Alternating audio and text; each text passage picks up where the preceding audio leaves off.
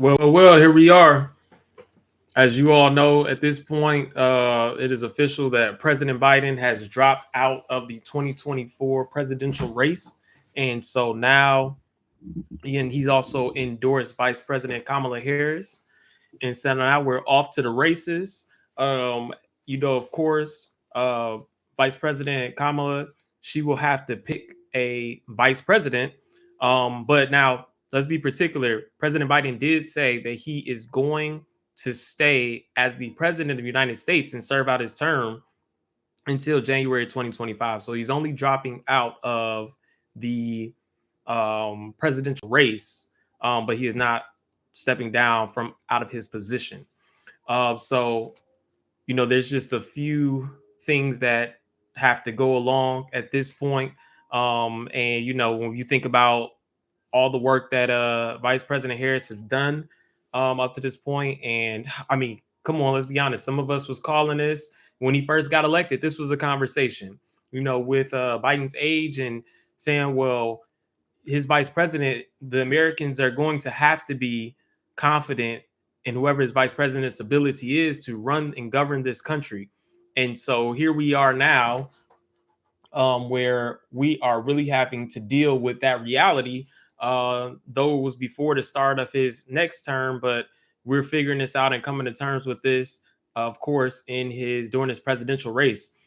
So, she does not automatically win the ticket. Of course, she got his endorsement, but there is a few steps and a few processes that she will have to go through, and the selection committee for that is the delegates, the Democratic delegates. And there's about 3,900 pledged Democratic delegates that are going to be at the upcoming national convention on the 19th. I believe it's in Chicago.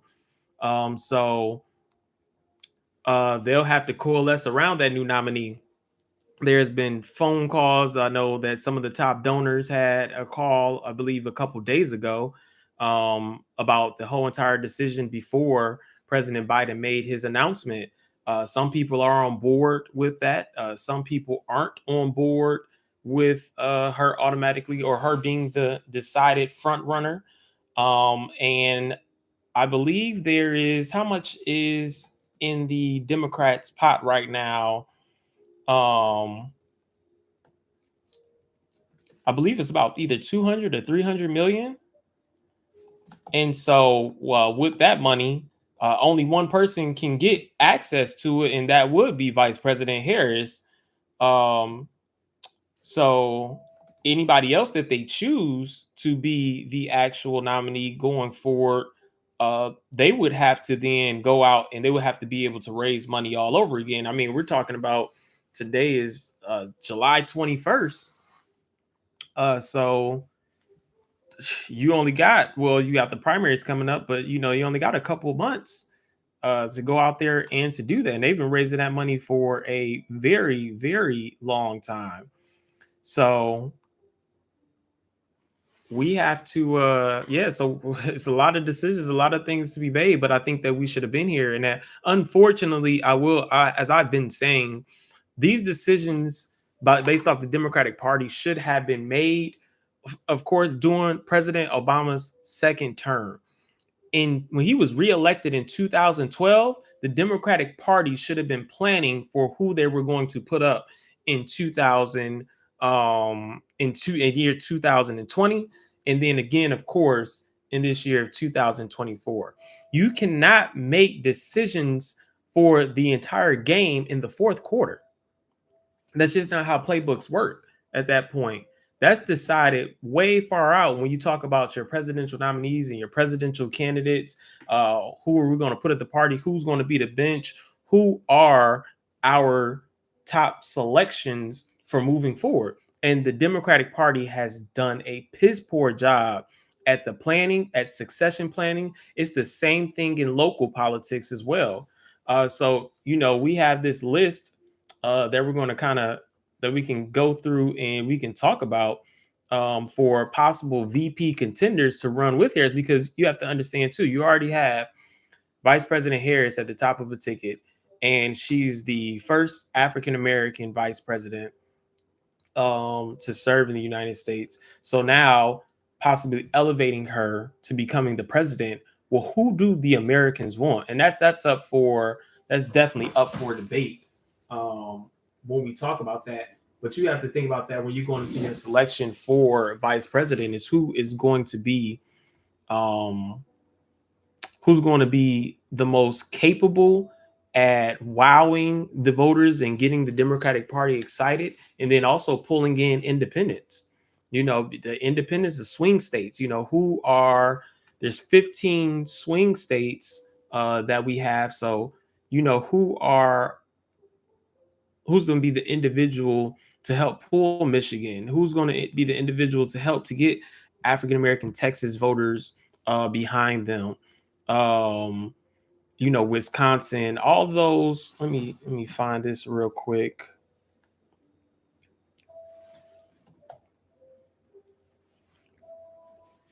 Here we go. So yeah, so we have Arizona, Florida, Georgia, Iowa, Maine second district, Michigan, Minnesota, Nebraska second district, Nevada, New Hampshire, North Carolina, Ohio, and Pennsylvania. These are our battleground states. So these votes were within a couple tens of thousands of individuals. These votes were in a couple hundred thousand. So it can swing either way at this point. If you look at a place like Arizona in the previous election, Arizona, Biden had 49.4% of the votes and Trump had 49.1% of the votes. That's how close some of these battles are. Georgia, 49.5% of the votes went to President Biden. And for Trump, there was 49.3% of the votes. So this can go either way. So you have to pick a presidential vice candidate selection who will be able to galvanize the base. You have to pull up more Democrats. Now, this is where the community, where the citizenry has to buckle down, organize, grassroots efforts to get voters out to those polls. And we know that the Republican Party, they're going to throw their money, of course, back behind their top candidate, which is President Donald Trump. He's shown his capability to really invigorate the citizens and mobilize the Republican Party. If we look at what's going on here in Florida, the Republican Party has flipped. I'm sorry, the Democratic Party, with having more registered Republicans that show up, turn out, and then the independents is where they're also picking from. So you have Gavin Newsom, who is the governor of California. He's definitely one of the options right now for this particular position. Um, he's been tried and tested. Of course, here he's debated against Governor DeSantis. He's raised money for red state Dems. Has appeared on Fox News on conservative channels. He's already running California right now, so that's the home of Vice President Kamala Harris as well. I can remember there being too many times where I think both the president and the vice president were from the same state. I'm not saying it didn't happen, but I just don't remember. Um, and Newsom is the next most popular alternative to Biden at 17% when they looked at post debate pollings. So next you have the U.S. Secretary of Transportation, Pete Buttigieg. So, he's the former mayor of South Bend, Indiana. He went on that 2020 Democratic presidential primary, and he did a phenomenal job as far as winning the Iowa caucuses. He was really able to surprise people, to get people to rally around him as well. Um, you know, the biggest factor was his ability to craft and articulate a clear, concise, and consistent message. And even as Biden's transportation secretary, he's worked even more so on those rhetorical skills and he's also been gaining a lot of valuable government experience. So they have to figure out what happened. Some of his shortcomings, of course, was what happened with the supply chain issues during the pandemic. They had that toxic train derailment as well, and the airline meltdowns that have occurred. At insult to injury, we see what's going on with the situation with the CrowdStrike, where the airlines are down currently, and they're still having issues from that. Um, as we speak today, issues that's been going on since Friday. So, you have those, he has to overcome those hurdles. And I know the American people are going to want to know, what are you going to do to make sure that these types of issues don't happen again, which some are inevitable. I mean, you're dealing with technology, but the response times, that's what people are measuring. Okay, something happened, but what is that response time going to be like? Next, you have the governor of Michigan, Gretchen Whitmer. So with Gretchen Whitmer, um, what has her brand been across America? So, Whitmer, she has her reelection over GOP challengers, conservative media personality, by more, and she won by more than 10 percentage points. And then, as well as she helped Democrats to flip the state legislature, and she's signed progressive laws on climate change, gay rights, guns and unions, and positioned herself as a leading post-Roe crusader for abortion rights. So she's in charge of Michigan. Michigan, as I mentioned earlier, is one of those battleground states, and it actually is one of the most important swing states too. I believe it's in the top 5 of key battleground states. And then when you talk about, here's another thing with the battleground states, when you talk about African American presence and African Americans really shoring up their support behind a particular candidate, and why places like the Democratic Party needs them. When you break out those battleground states, you have the highest population of African Americans. They're in Texas, they're in Georgia, Florida, New York, and California. So that ability, based off the African American vote alone, has the capability to swing an election in one way or another, especially when you talk about coupled with the population from those states. California, New York, Texas, Florida, these are some of the states with the largest populations overall. But then we talk about African American populations, these are states with the largest African American population. So, we have to realize what the level of influence is that we have and our capabilities to influence an election, which is why when you had the 2020 race against Trump and Biden, you had 8% of African Americans that did vote for Trump. And so now the Republican Party is trying to battle to grab an even larger percentage to go with that. And so having a Black woman at the top of the ticket is going to affect those outcomes as well. Now, it can affect it either way. It can affect it for positivity or it can affect it for negativity. However, we do know that there is a strategy that needs to be put in place. There's a marketing attempt that needs to be put in place um, to indeed impact and affect what those outcomes are going to be. And if you don't play it right, hey, ugh, it's going to determine and dictate these next 4 years. Now, let's talk about not millennials. Let's talk about Gen Z, young voters, our youngest voters. There are about 8 million new young voters that are about to come into this election cycle, and this will be their first time voting. So the Gen Z turnout has actually been higher for their first time. When they first went to vote, was higher than the millennials turnout, and it was higher than Gen Xers turnout. So let's run those numbers real quick. So when you talk about Gen Z, they were at 28%, which was higher, and the millennials were at 23% in 2006. That's when a lot of millennials first time was able to vote. And then the Gen Xers in 23.5%. And according to Census current population survey historical data, they say the youth voters between 18 and 29 confirms that young people are among the most electorally engaged in recent decades. So now you have the Republicans and Democratic Party. What is the messaging that you're putting out for these young voters? Because young voters are caring about the current dynamics, but also what does the future of America look like? So now your marketing and messaging must be in alignment with what their goals are. And when you have 8 million new voters coming in, and they already had a high turnout, among their age, what did they cast? They cast 62 million votes compared with 60.1 million cast by baby boomers and older generations.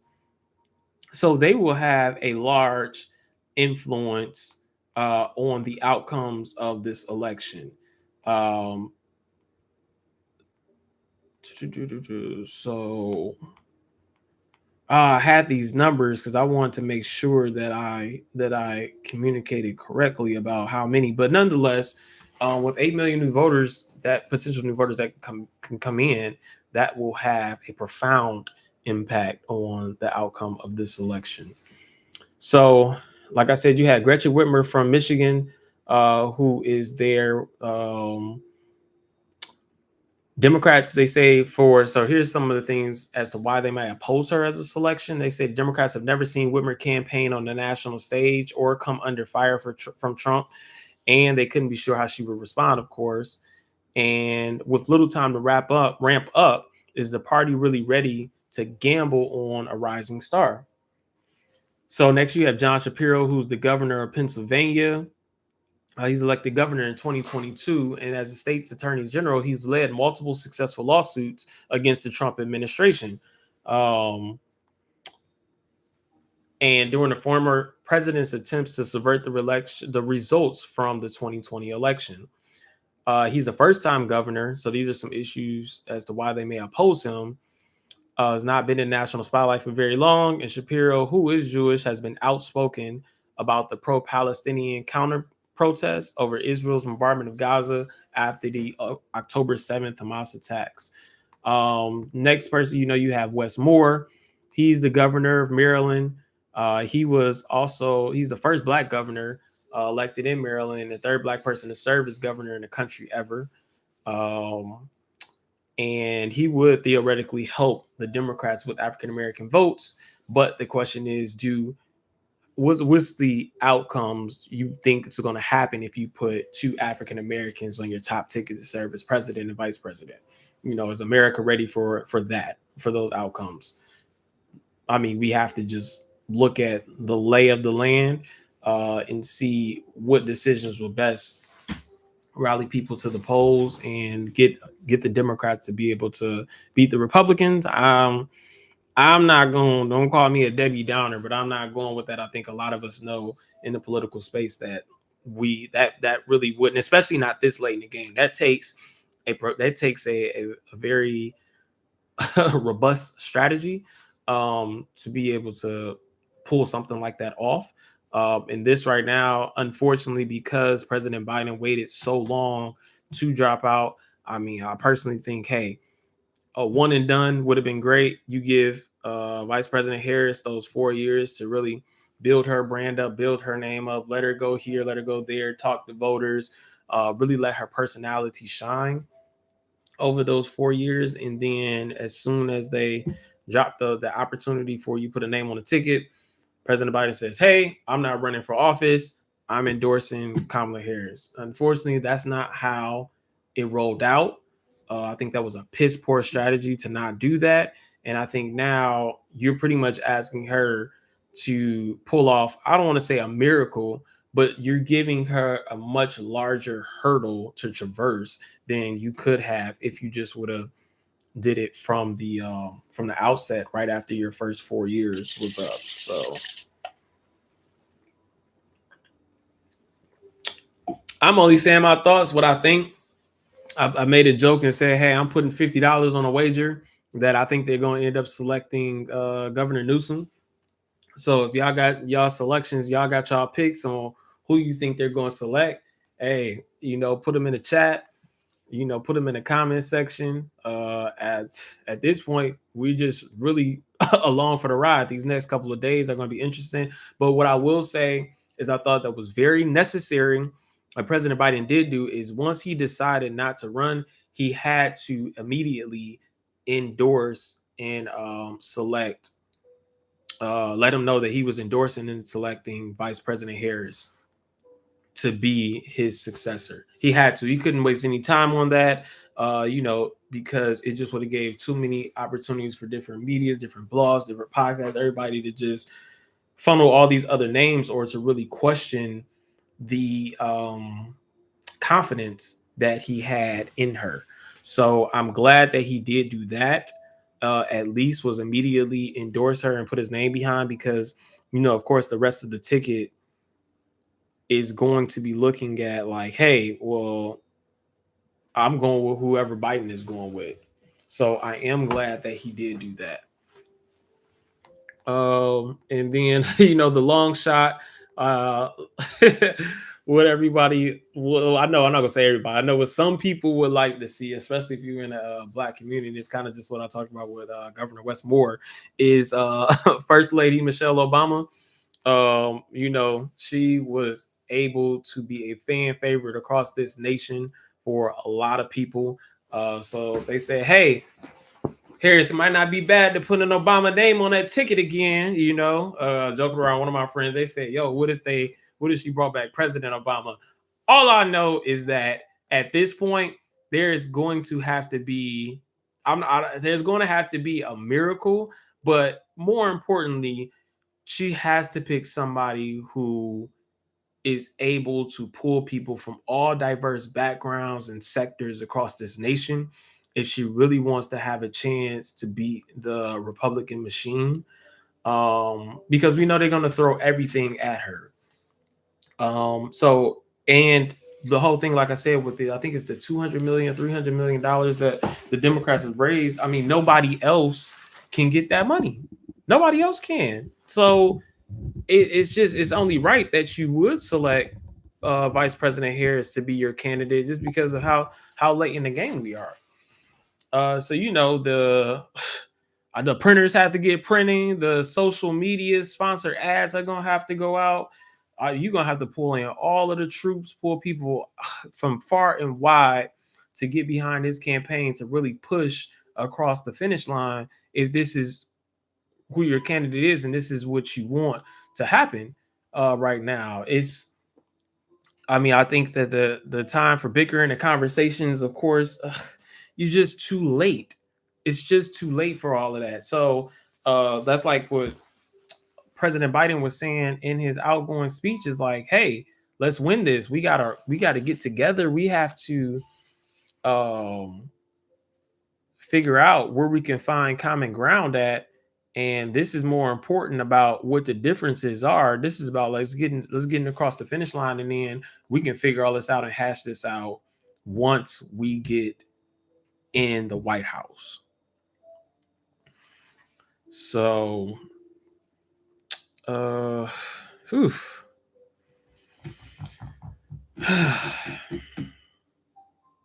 we gotta see. We just gotta see. These filing another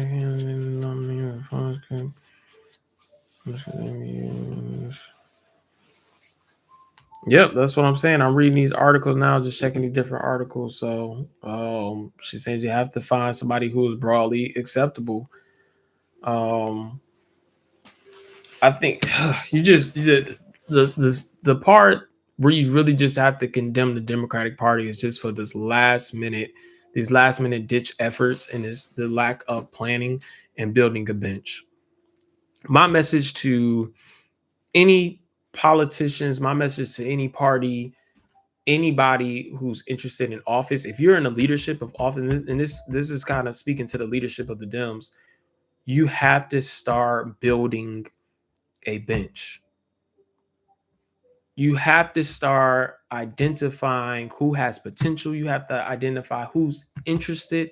And then you have to believe, you have to then begin to create brands for them, talk to them about their communications, fundraising efforts, create plans for them, put them in different positions all throughout the government that is on track to help them to move up, because you can't put all your eggs in one basket. We learned that here in Florida.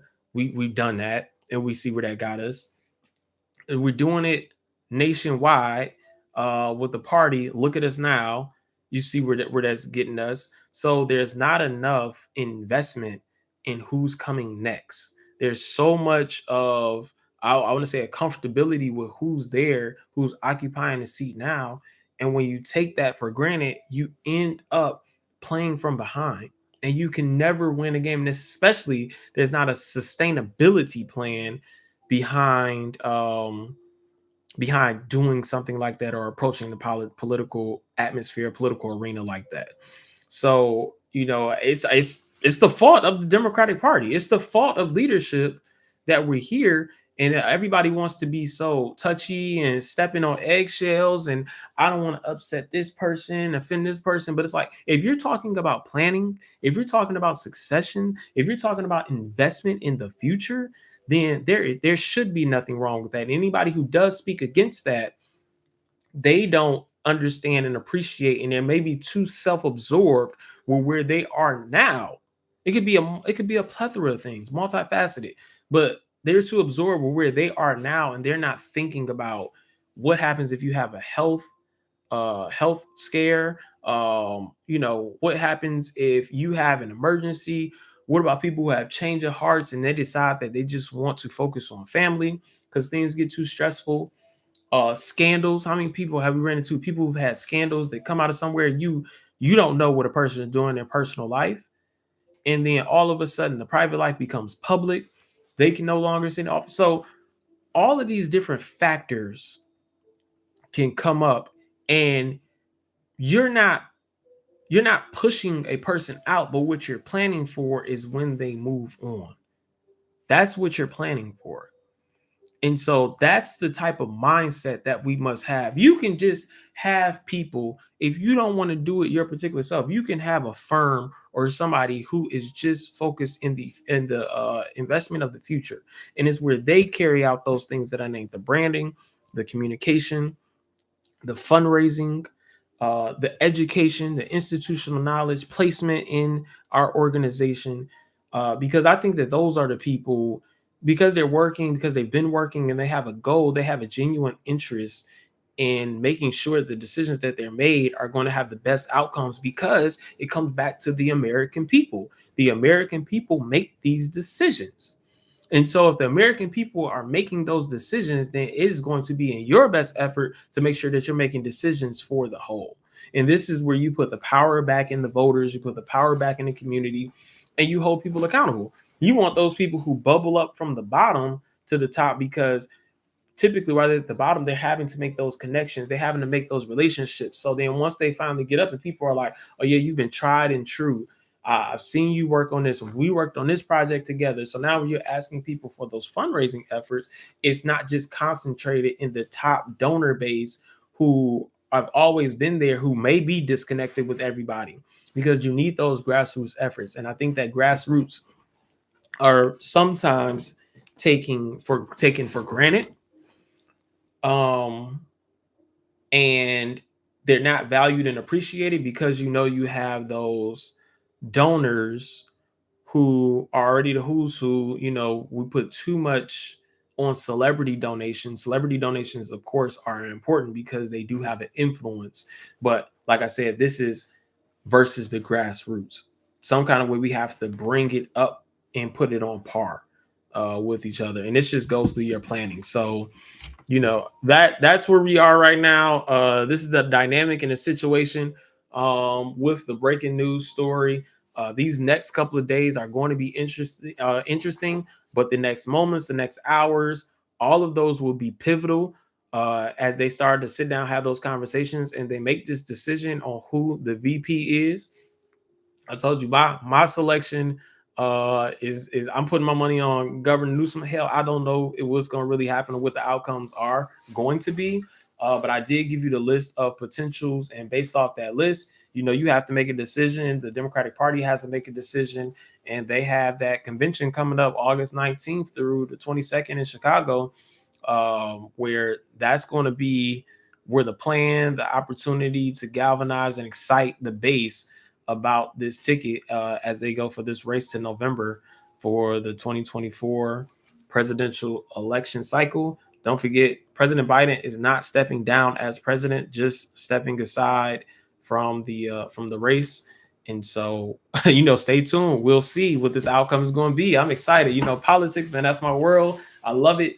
I definitely know that there are some shortcomings, and we got to get more voices. We got to get more minds at the table. We have to expand beyond just the quote unquote who's who and this gatekeeping.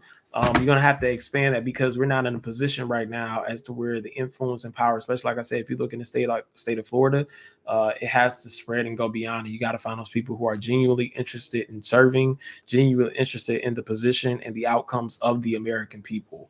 So this is AK. I'm signing off. House of I-10. Stay tuned. We're gonna cover this. I'm be here with you every step of the way. I might have to go live again if they select that person today. And stay tuned. Like, comment, share, subscribe, drop your comments in the chat. Let's go.